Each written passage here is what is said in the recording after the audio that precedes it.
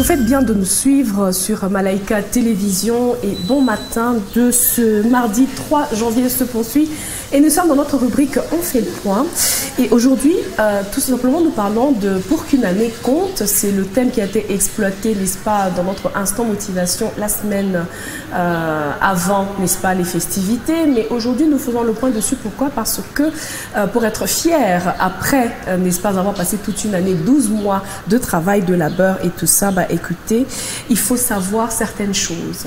Vivre au jour le jour, oui, mais comment? Vous savez, c'est une nouvelle année, elle est pleine de promesses. Dans certaines églises, on a prononcé même, on a plutôt promulgué, voilà j'allais dire, promulgué des thèmes de l'année.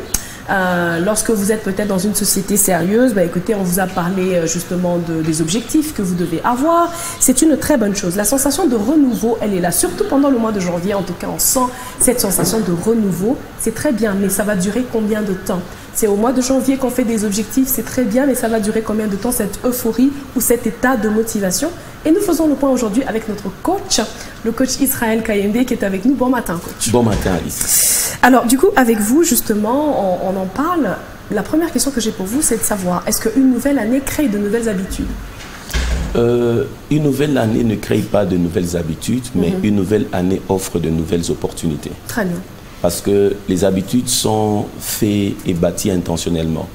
L'habitude, c'est l'assemblage de ce que nous appelons, on commence par une manière de penser. Oui. Et dans la manière de penser, on développe des habitudes. Mais avant les habitudes, il y a des actions que l'on pose. Oui. Il y a les pensées, les actions, les habitudes, le caractère et la vie des hommes. Pour dire que l'habitude vient après. Mais pour qu'il puisse y avoir habitude, il faudrait qu'il puisse y avoir une certaine manière de penser. C'est ça. La nouvelle année ne crée pas de nouvelles habitudes. Elle crée de nouvelles opportunités qui, en fonction de ces nouvelles opportunités, on décide de développer certaines habitudes pour les atteindre et jouir de ces opportunités. Très bien. Ouais. Parfait.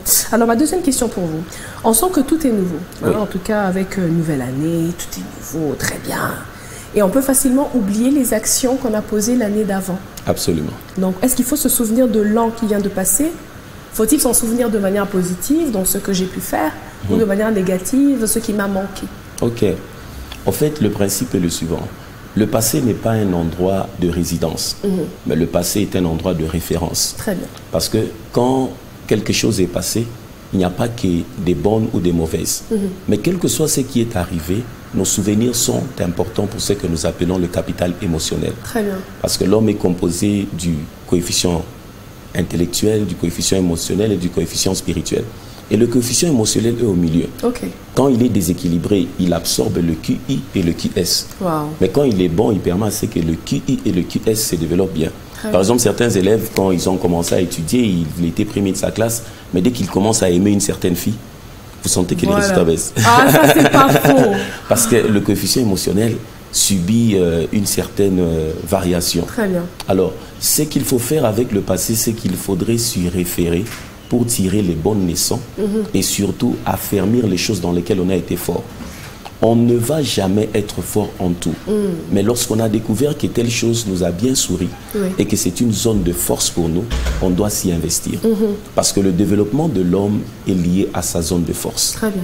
Dans le passé, on doit puiser sur tout ce qui nous a marqué de manière positive. Ce qui nous a marqué de manière négative, on y tire des leçons. Parce que si un serpent t'a mordu une fois, il faudrait que tu puisses te poser la question, qu'est-ce que tu dois faire pour ne pas être mordu la deuxième fois? Et les expériences douloureuses permettent à ce qu'on puisse trouver l'équilibre dans notre coefficient émotionnel. Et on tire des leçons en avance. Donc le passé n'est pas un endroit de résidence, mais c'est un endroit de référence. Un lieu de référence. Ouais. Alors pour qu'une année compte, parler d'une année, c'est 52 semaines. Oui. 52 semaines, si vous ne le saviez pas. C'est 365 jours, mesdames, messieurs. Un jour contre 86 400 secondes. Wow. Un jour.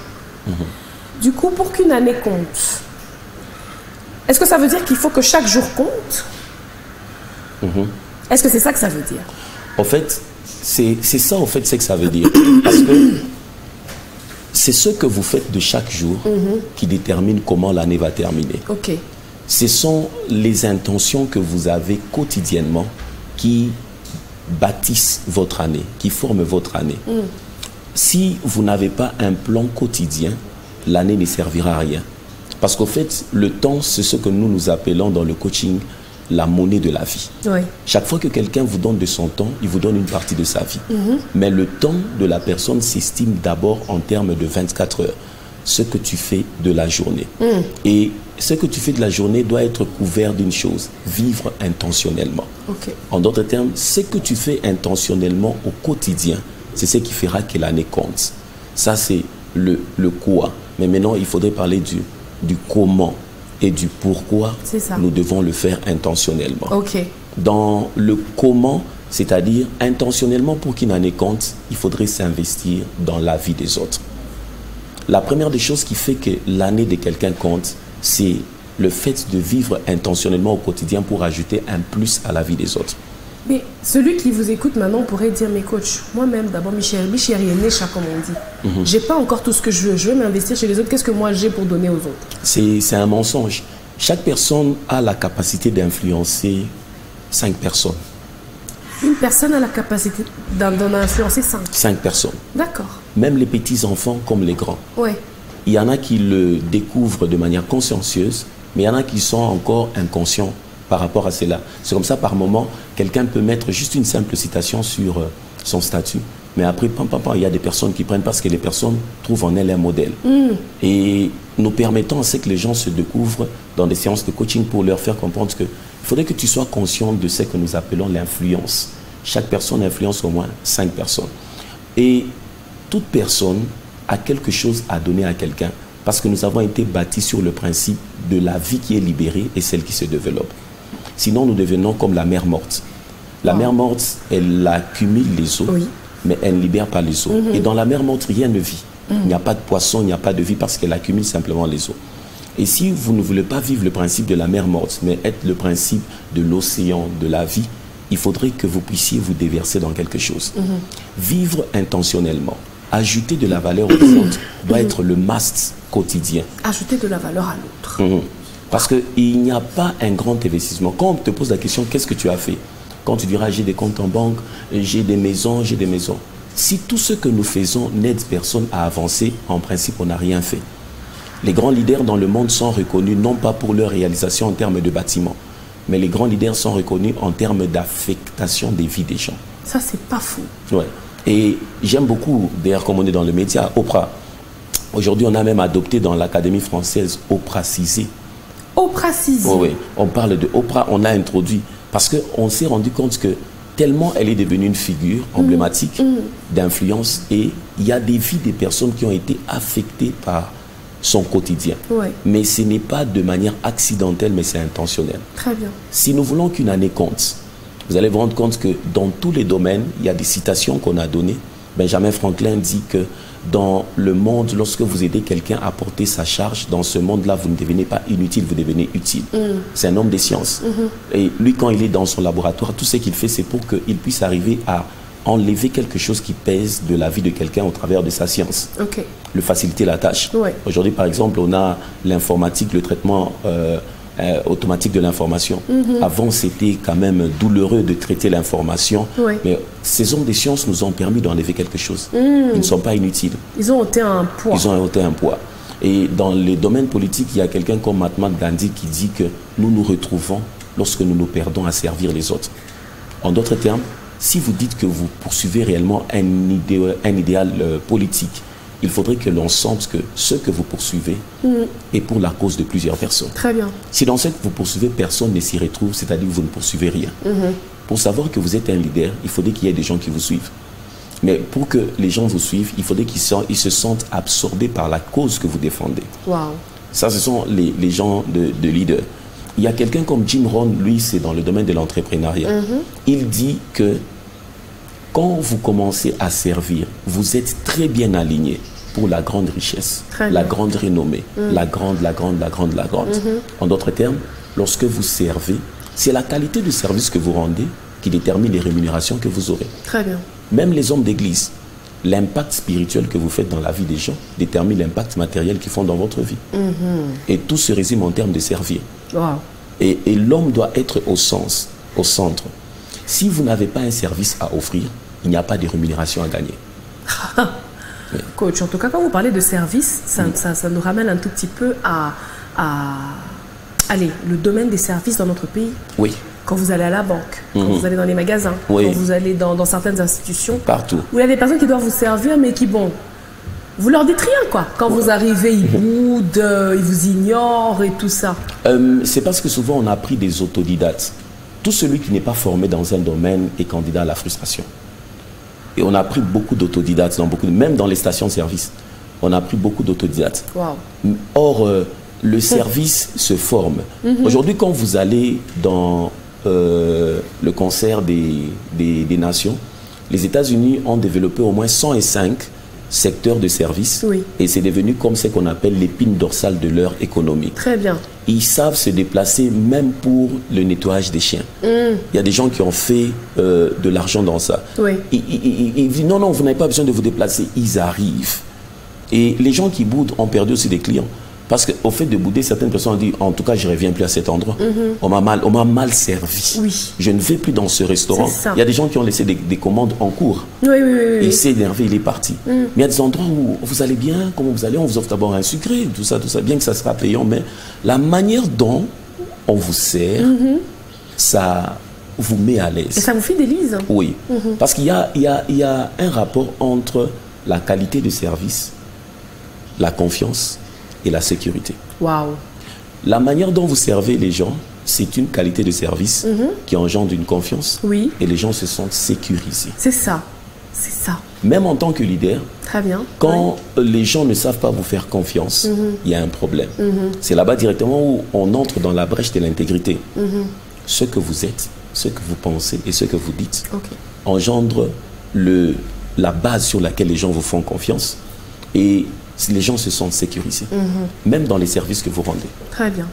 Alors, j'ai lu un article du Harvard Business Review qui parlait de comment faire pour qu'une année puisse compter. Cet article parle de ne pas abandonner ses rêves, premièrement, et deuxièmement, de ne pas commencer l'année en écrivant des objectifs et des dates butoirs, mais de commencer par écrire ses rêves. Est-ce que vous leur donnez raison? Je leur donne totalement raison. C'est comme ça, une fois, j'ai eu à développer du rêve à la réalité. Au fait, ce pourquoi nous vivons, c'est ce qui engendre toute notre énergie de réalisation. Ce pourquoi nous vivons, c'est ce qui dégage toute notre énergie de réalisation. Quand vous devez avancer dans la vie, il faudrait que vous puissiez découvrir qu'est-ce qui vous fait rêver, qu'est-ce qui vous fait pleurer. Les choses qui vous font rêver sont les choses que vous êtes venus résoudre sur la terre. Et tout le potentiel de quelqu'un. C'est comme ça quand vous lisez le bulletin d'un enfant, il ne faudrait pas le lire pour lui dire que non, il faudrait que tu sois toujours fort dans ceci. Il faut le lire intentionnellement pour découvrir ce dans quoi il est fort de manière innée. Oui, parce qu'il ne deviendra jamais plus grand que ce dans quoi il est fort. Si vous essayez de faire de lui quelqu'un d'autre, il va fournir beaucoup de force. Mais il sera chaque fois frustré lorsqu'il rencontrera l'excellence de la personne qui est innée dans ce domaine. Alors, je leur donne totalement raison parce que c'est le rêve qui donne l'énergie. Et c'est le rêve qui donne l'une des choses que nous appelons le carburant de la destinée, la passion. C'est à cause du rêve qu'on a la passion. Il y a des gens qui sautent des repas, non pas parce qu'ils manquent de la nourriture, mais parce que la passion derrière la chose qui poursuit les absorbe. Très bien. Et le rêve, c'est l'oxygène de la destinée. Quand quelqu'un ne poursuit pas un rêve, il doit mourir. Alors justement, coach, parlons de cela. Il y a des personnes qui font ce qu'on appelle des vision boards, donc un tableau de vision, qui écrivent des objectifs de l'année ou de leurs rêves, par exemple, et mettent même des photos pour faire visualiser à leur esprit ce qu'ils aimeraient obtenir pendant cette année. Vous encouragez cette manière de faire? J'encourage la visualisation à 100% parce que en tant que coach et homme d'église, l'homme, il est d'abord spirituel. D'accord. L'homme, il est d'abord spirituel. Ce qui est trop grand pour ton esprit sera toujours trop grand pour tes mains. Dans le principe de réalisation, il y a ce que nous appelons « il faut voir pour avoir ». If you don't have a vision, you cannot get it. Si tu ne vois pas, tu ne peux pas l'avoir. C'est ça. C'est comme ça, c'est ce qui est clair dans ton esprit que tu peux facilement réaliser. Quand on construit une maison, un architecte met d'abord un plan. Il termine totalement. Et aujourd'hui, avec les 3D, on peut même te faire visiter la maison, comment ça sera. C'est cette image claire qui fait à ce qu'il y aura maintenant la force des ressources dans la réalisation. Très bien. Et les francophones disent ce qui se conçoit clairement, s'énonce clairement, et les mots pour les dire viennent aussi aisément. C'est-à-dire, ce dont tu ne peux pas parler clairement, tu n'es pas encore prêt à le réaliser. Wow. Il y a même, par exemple, dans le domaine spirituel, bien prêcher ne signifie pas bien parler. Bien prêcher signifie communiquer la vie. Or, on ne peut pas communiquer la vie dans un message où on n'a pas l'âge spirituel. Ce que tu n'as pas encore expérimenté spirituellement ne peut pas être transmis en termes de prédication. Wow. C'est ainsi que Donc on ne peut pas aller lire un verset ou un livre et puis venir prêcher ça aux gens. Non. Quand je coach les gens dans le domaine ministériel, il y en a beaucoup dans la ville, je fais toujours comprendre ceci.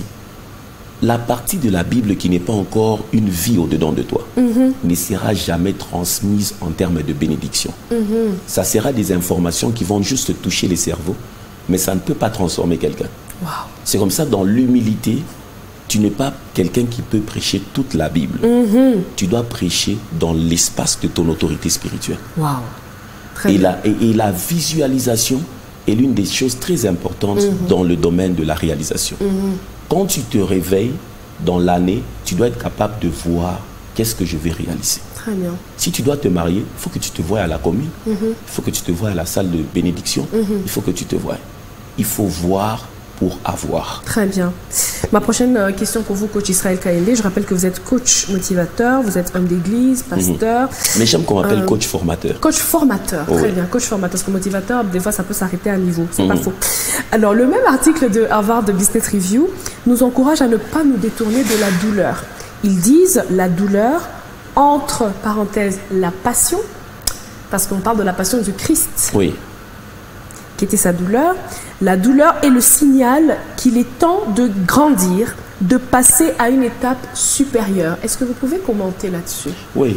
En fait, c'est comme les signaux. Quand il y a quelque chose de nouveau qui entre quelque part, il faudrait qu'il puisse y avoir réaménagement. La douleur n'est pas mortelle, mais la douleur, c'est le signal de la maternité de transformation. Ok. Pour savoir qu'il y a du nouveau qui cherche à entrer dans ta vie, la douleur est le signal. Parce que quand tu dois réaménager, par exemple, tes habitudes, tu te réveillais chaque jour à 9 heures, mais que tu dois te réveiller maintenant à 6 heures, ton corps va subir la douleur de ce changement. Quand tu dois faire 6 heures, le premier jour, ça sera très difficile. C'est ça. Mais cette habitude commence à s'incruster après 7 jours. Mais le premier, 2 jusqu'au 6e jour, je te dis que ça sera Compliqué. très douloureux. La douleur signale juste qu'il y a un changement qui cherche d'entrer. Chaque fois que vous sentez que vous faites face à une douleur, l'homme averti comprend qu'il y a un changement qui cherche d'entrer. Très bien. Même dans le domaine relationnel. Lorsque vous affrontez une période douloureuse, Oui. de frustration, ça ne veut pas dire qu'il faut laisser aller. Ça veut dire qu'il y a un changement qui cherche à entrer. Oui. Parce que la principale tâche dans les relations, c'est la négociation des changements et la gestion des conflits. Waouh. Il n'y a pas quatre. La négociation pardon, de changement. Des changements et la gestion, des conflits. Oh ouais. Tout celui qui doit se mettre en couple, tout celui qui doit se marier, comprendra que toute sa vie fera ces deux choses. C'est vrai. Oh ouais. Les changements, on les négocie. On ne les impose pas parce que tout changement imposé engendre une hypocrisie. Ok. La gestion des conflits parce que la bataille de la raison détruit les relations. Dans une relation, on ne travaille pas pour avoir raison. Dans une relation, on travaille pour avoir la paix. Et quand vous avez de la douleur, c'est-à-dire qu'il y a quelque chose qui cherche à entrer en termes de changement. Très bien. Donc pour que, par exemple, je puisse avoir une meilleure année et que je puisse changer, enfin que je change mes habitudes parce que je veux obtenir un résultat X, par exemple, je dois m'attendre à une certaine douleur quelque part. Absolument. Parce que je change d'habitude. Vous devez vous attendre à la douleur et avec sa sœur jumelle, l'échec. Oui. Parce que le chèque est la récompense de ceux qui essayent. Oui. Quand vous essayez, vous devez échouer. Oui. Et c'est en échouant que vous allez apprendre. Ce n'est pas une fatalité. D'accord. On a échoué d'avoir certains millionnaires parce qu'ils ont eu peur de perdre certaines sommes d'argent à un certain moment. Oui. Mais les autres se sont dit que si je ne risque rien, je n'ai rien. La douleur et l'échec sont deux choses qui accompagnent tout celui qui innove. Deux composantes qui accompagnent toute personne qui innove. Innove. Et toute personne qui est candidat au changement rencontrera la douleur et l'échec. C'est inévitable. Ce sont des signaux. Chaque fois que vous sentirez la douleur dans quelque chose, c'est-à-dire que c'est en train de dire changement, changement qui cherche d'entrer.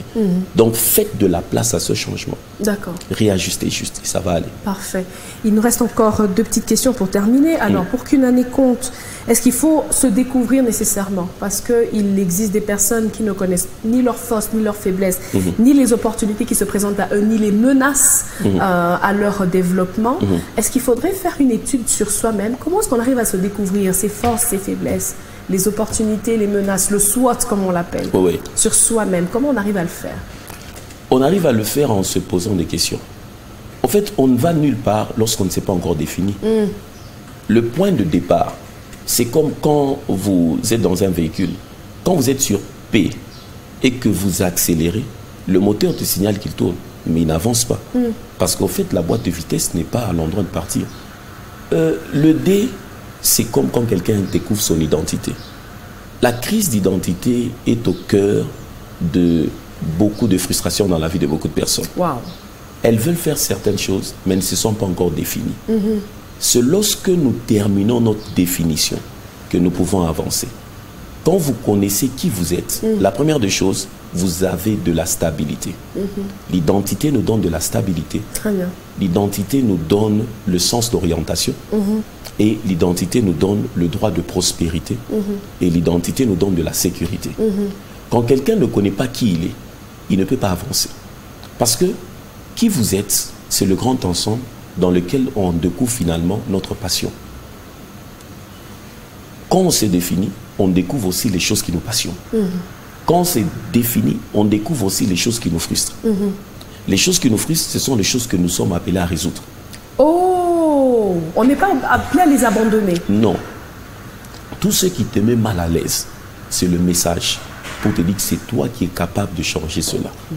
C'est comme ça quand tu vois quelqu'un, comment Martin Luther King Jr. est entré dans la course des grands.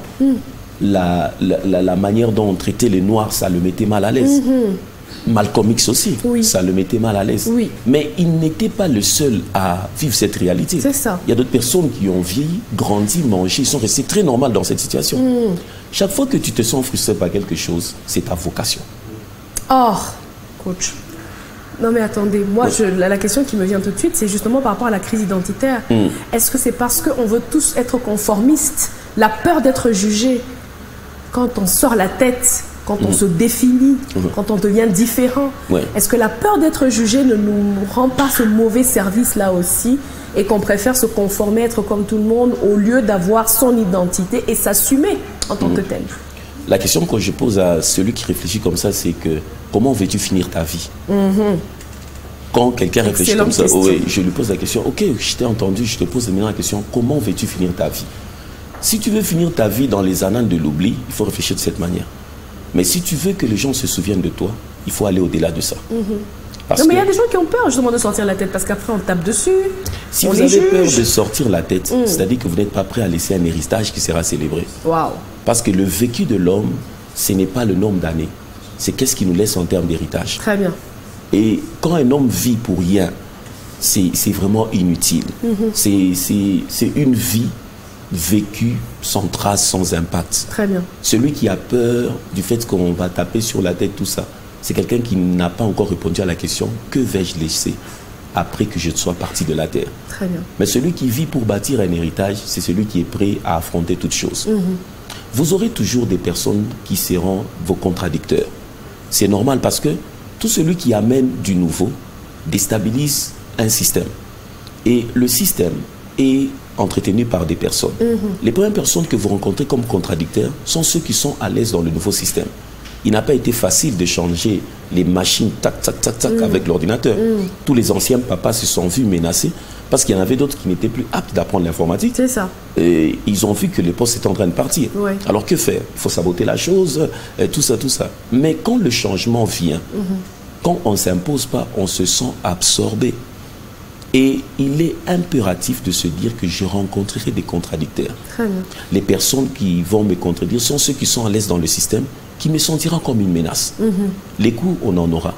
Mais la chose qui permet à ce qu'on reste debout contre vents et marées, Ouais. ce sont nos convictions. Très bien. Alors, la toute dernière question que je vais vous poser, c'est celle de savoir. Le mois de janvier, c'est le mois de toutes les motivations. Oui. Le renouveau, hein, comme Oui. je le disais au début, on est très motivé. On a un carnet, un nouveau carnet, le syndrome d'ouvrir ce carnet qui sent le nouveau, le Oui. frais. Et on écrit dessus tout ce qu'on veut écrire. Je ferai ça, je ferai ça, je ferai ça. Mais comment faire pour garder... Parce qu'en février, ça retombe. Hein. Oui. Alors, du coup, comment on fait pour garder cette motivation tout le long de l'année et ne pas, devant les obstacles, se dire « Ah, mais j'y arriverai jamais Ok. ». Comment faire? La simple des choses de faire, c'est de ne pas se fixer beaucoup d'objectifs. Le cerveau a du mal à poursuivre beaucoup de choses à la fois. Très bien. Il faudrait fixer ce que nous appelons quels est les 20% qui vont faire à ce que les 80% soient réalisés. C'est ce qu'on appelle le Pareto. Yeah. Si vous mettez beaucoup de choses, vous allez vous épuiser émotionnellement. Dans tout ce que nous réalisons sur cette terre, sur 10 choses, quand vous mettez 1, 2, 3 jusqu'à 10, les 2 premières sont les choses qui, lorsque tu les fais, tu auras les 8 autres. Wow. Si tu dois te fixer des objectifs pour garder la motivation, fais la plus petite chose qui sera la source de toutes les grandes choses. Et c'est comme ça nous disons, c'est la priorité aux priorités. D'accord. Il faudrait que tu puisses te dire quelle est la chose qui doit venir en premier et quelle est la chose que je serai en train de faire chaque jour. Très bien. Pas quelles sont les choses, mais quelle est la chose. D'accord. Quand tu la définis, c'est cette chose qui sera comme un maillon. Elle sera chaque fois en train de te permettre, dans sa réalisation et dans sa constance, de ramasser les autres chemins faisant. Mais malheureusement, beaucoup de gens, quand ils se réveillent, ils mettent beaucoup de choses. C'est une mauvaise manière de fixer les objectifs. La to-do list, là, qui a 14 points. Faux. Il y a 20% qui va engendrer les 80 autres. D'accord. Priorité aux priorités. Quelle est la chose qui doit venir en premier et que je dois faire chaque jour? Ouais. Pas quelles sont, mais quelle est la chose. Quand vous l'avez définie, c'est celle qui va garder le maillon de la motivation annuelle. Parfait. Oui. Très bien. Merci, coach. Alors, est-ce que vous avez un mot de la fin pour ceux qui vous regardent? Je suis sûre que vous avez donné matière à plusieurs personnes pour voilà, faire que leur année puisse compter. Oui. Le mot de la fin, qu'est-ce que ce serait? Le mot de la fin serait ceci. Quand l'année doit compter, je parlais de servir les autres et de l'intégrité, mais servir les autres et l'intégrité ne sert à rien si vous ne travaillez pas à votre propre croissance. Chaque année, pour que le lendemain soit sûr qu'il ira bien, il faudrait que vous puissiez vous développer. Si vous ne vous développez pas, vous êtes limité et vous commencez à mourir à petit feu. Dans la vie, ne jamais travailler pour se maintenir. Dans la vie, il faut toujours travailler pour grandir. Si vous ne vous développez pas, le service sera monotone à un certain moment. D'accord. Votre intégrité va en pâtir. Parce que c'est lorsque vous vous développez que vous maintenez la colonne de l'intégrité. Parfait. Sur ce que nous pensons, ce que nous disons et ce que nous faisons. Very important. Très bien. Merci beaucoup, coach Israël Kayembe. C'était un plaisir de vous avoir aujourd'hui. Et nous serons avec vous déjà dès demain, je viens. Jeudi, vendredi, pour Instant Motivation. C'était notre rubrique On fait le point. Et aujourd'hui, nous parlions sur un sujet très important pour qu'une année compte. Vous voulez que 2023 compte? Écoutez, il y a tellement de concepts que le coach Israël nous a donnés. Et si vous avez pris des notes, nous vous encourageons à les mettre en pratique. Et vous serez très fiers d'ici décembre de cette année. Deuxième set des infos, le dernier de la journée avec Julien Bouyamba déjà en place.